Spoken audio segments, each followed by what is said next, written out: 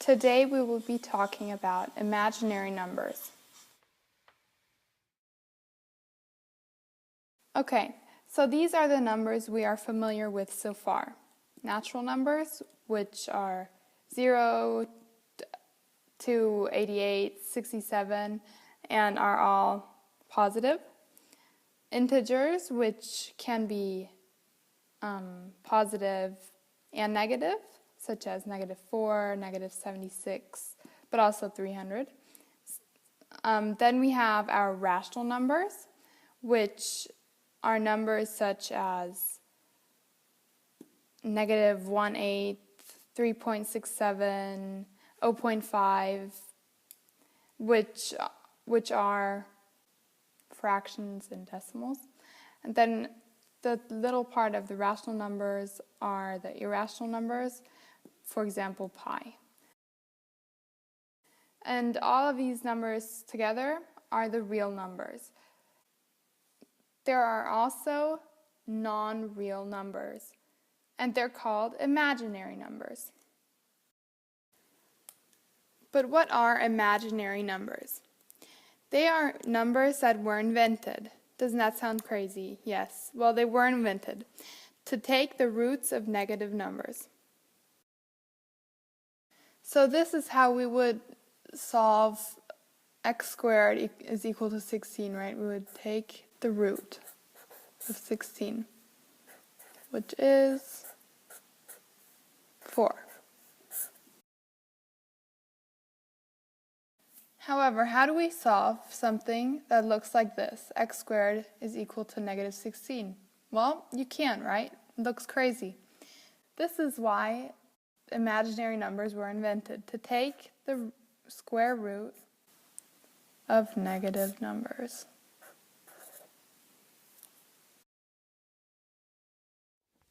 To solve a problem like this one, taking the root of -16, we use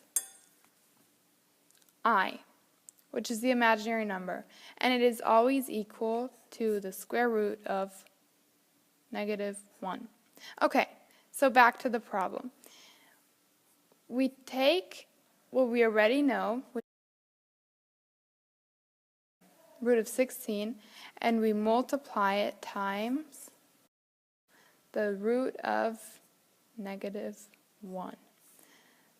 Okay, the square root of 16 is equal to 4. We know that. And we know that the root of -1 is equal to I. So 4 times I equals 4I. Here is how to solve a problem like this one. All right, so we know we'll keep the 3 times. Okay, so we'll do the same process as we did with the problem I showed you before with the -16, and we'll be simplifying this one, the -12, and we'll take out the imaginary part, which is -1, and multiplying it times 12, which is equal to 3i times square root of 12.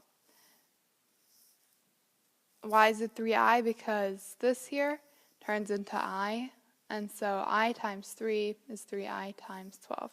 But we won't keep the root of 12. We will simplify it further, and so we'll take it down to square root of 4 times the square root of 3, right? Because the square root of 4 times the square root of 3 is square root of 12. All right, so then we take the root of 4, which is 2, multiply it times the root of 3. We can't take the root of 3. Well, we could, but it would come out looking quite messy, and to avoid that, we'll just keep it. And then we multiply 3i times 2, which is 6i, making this our final answer. This right here is called a complex number. Why? Because it consists of an imaginary part and the real part. If you want to look at the form, it's this one right here. A plus bi.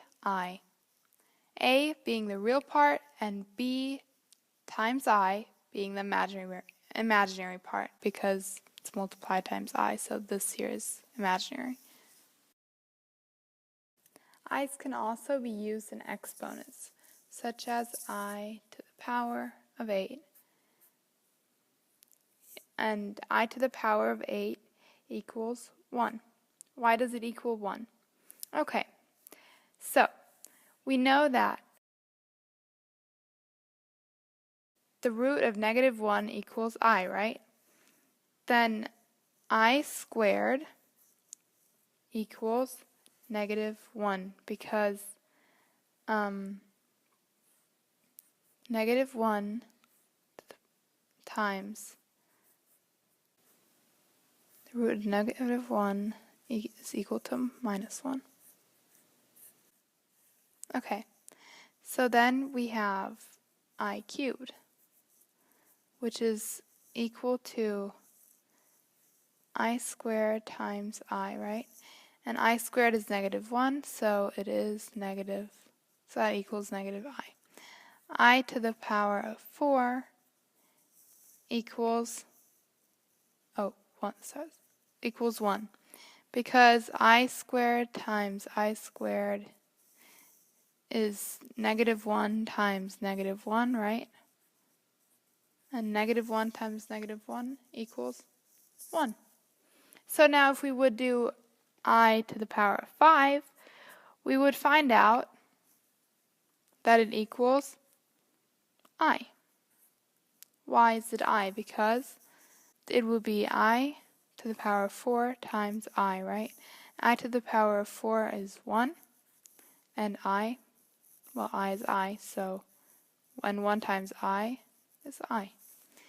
Now if we get to I6, we will begin to notice that there's a pattern. So let me explain this. I to the power of 5 times I, right, is equal to I times I, because I to the power of 5 is I, right? And that is equal to I squared. And as we learned up here, I squared is equal to -1. Okay, now if we kept going with I7, you would begin to notice that it will be -I, and you will begin to notice that it is a pattern. I, -1, -I, 1, I, -1, -I. And this will keep going on and on. Now to I8. The problem that we were originally going to look at and that we're going to do now is equal to 1. Now you can see that after every 4, the pattern begins from the top. I, -1, I, 1. And it does the same down here, right? So I to the power of 8 would be 1, because I to the power of 4 times I to the power of 4 equals 1 times 1. And 1 times 1 is 1. Let's try a problem that looks like this. 5i to the power of 10 minus 2i to the power of 22. We would keep the 5, right? And we would focus on I to the power of 10. Now, to solve I to the power of 10, we would figure out how often 4 goes into 10. 4 goes into 10 8 times. leaving us with a remainder of 2, right? And it would be 5 times I to the power of 2i squared minus 2 times I to the power of 22. We see how often 4 goes into 22, which is 5 times, leaving us with a remainder of 2. So then we do 5 times -1 minus 2 times -1, right? Because I squared is equal to -1, as we figured out before. So 5 times -1 is equal to -5 minus -2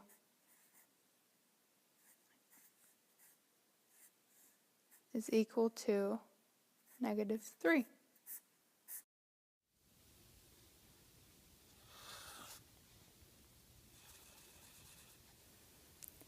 As you can see, imaginary numbers are very useful. Without them, we could not solve the unsolvable.